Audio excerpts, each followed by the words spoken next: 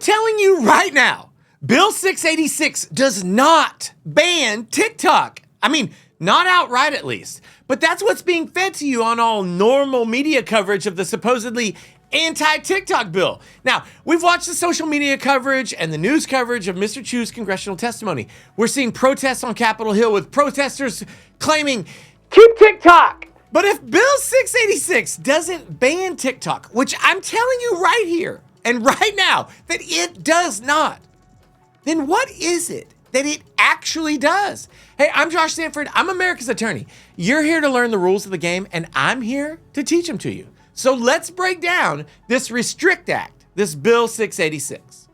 So you and your friends are always joking, our phones are listening to us, right? You chat with your friends in person with your phone turned off about how your toaster oven broke and you need to get a new one, right? And then the next day you open Instagram and the first ad you see is for a sale at Target for not shoes, but toasters.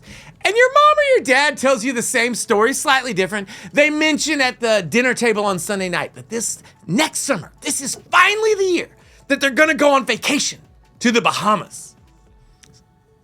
Someone's listening, right? Because when they open their Facebook feed the next time, there's a barrage of ads and stories about the Bahamas. They know someone is listening. Your parents know, right? So who's listening? Someone listening? Can anyone hear me? I think most people believe that Google, Amazon, Facebook, Apple, they're all listening to us. And many people assume that the data that they collect is shared with, Uncle Sam, the government. But this bill, this anti-TikTok proposed law, implies that if big tech is listening, then the government is not privy to the data that they're collecting. But they have made it clear, the government has made it clear that they want access to the information. The purpose of the Restrict Act, aka Bill 686, would be to allow the Secretary of Commerce to review and prohibit certain transactions between persons in the United States and foreign adversaries. Now, there's a lot to unpack in that sentence. So, the Secretary of Commerce could review our transactions. How exactly do they plan to do that without watching everything that we do on our phones, our computers, our devices, our TVs? Hello? They'll have to monitor our usage. Is that not the same breach of privacy that they're accusing China of doing? Now, because of the broadness of the bill, and even the statement I just read, the Restrict Act would also give the Secretary of Commerce the ability to review and prohibit any technology as long as it's used by over 1 million people in the US. Well, right now, the focus is on TikTok. Tomorrow, it could be any app. It could be any website. It could be a cryptocurrency exchange. It could be anything. To be clear, TikTok is not named in the bill. TikTok just falls under the qualifications of an app that could be subject to the bill, which is why it kind of seems like a cover-up when the lawmakers make all the attention around the bill about TikTok when that app isn't actually mentioned, not even once. Now, this bill is to your smartphone what the Patriot Act was to the banking system. It's just a classic government move. You declare that there's a crisis, and then you grab power. It's actually straight out of Star Wars, and also real life.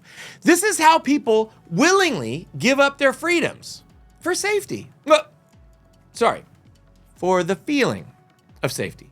And maybe to you, this isn't a big enough deal for you to even care. You're like, this is why I have a VPN. This bill cannot stop me. But listen to this quote.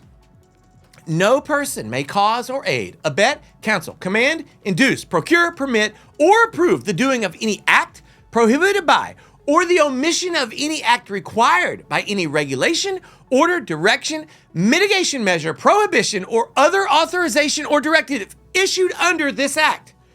Woo! That is a giant word salad! But what it ultimately means is that using a VPN to access prohibited apps, sites, etc. could lead you, in your sneaky VPN ways, to incur a civil penalty. Oh, not a big deal, $250. Oh, nope, $250,000.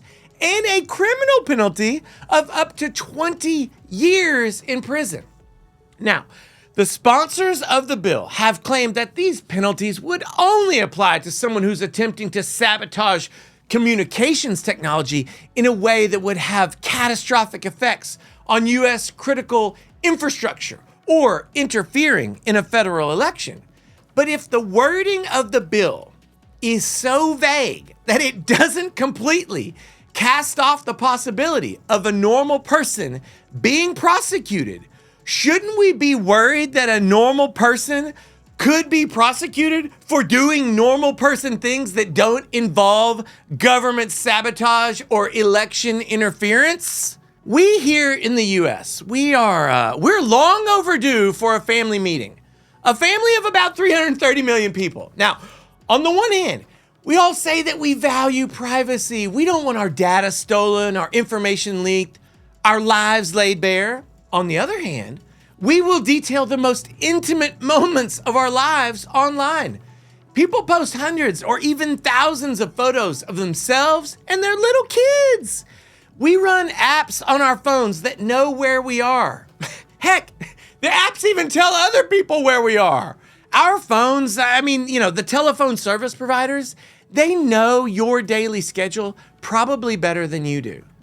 But the companies behind the apps on our phones, they not only know our schedules, but they know the way we think. They know what we value, not just what we say that we value. And one of those things that companies do not believe that we actually value is privacy. Oh, sure, we say we do. But look at the reality. We turn our daily lives into stories and threads and videos that we share with dozens or hundreds or, if we're lucky, thousands of people. And we will always want more, as long as we get likes, as long as we get validation. We don't have to force big tech to spy on us. We've invited them into our lives, to our dinner tables, into our cars, even into our restroom. The phones are ever present, and that's how we want it, apparently. So your information is already out there, but the sponsors of this bill are trying to make everyone believe that the Restrict Act is somehow going to make your data safer and more protected, but it's not.